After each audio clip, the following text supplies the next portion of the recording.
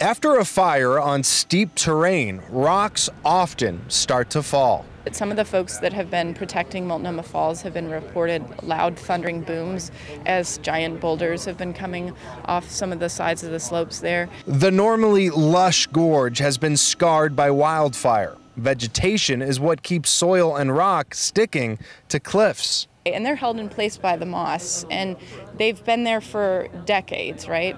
So what happens is when the moss gets burned over, those rocks are now loose and free to start rolling down the hill. Dead trees and root systems are no longer helping to hold the soil in place. When we start getting the fall rains, things start getting wet, then even the soil will start being unstable. The Oregon Department of Transportation has already removed 3,000 trees threatening I-84. We still have hundreds left to go, and we may find more out there. Spokesperson Don Hamilton says ODOT has no timeline on when I-84 will be safe to open.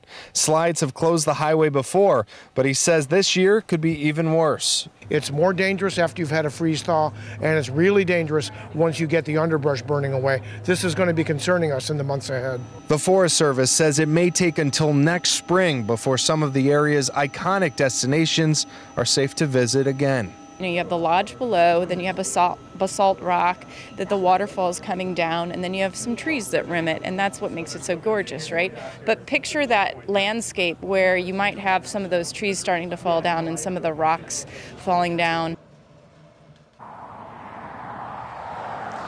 ODOT has hired a company that will actually have to physically, in some cases, rappel down and check loose areas of trees and rock. That is why it could take some time for I-84 to open. Back to you. Thanks, Brian.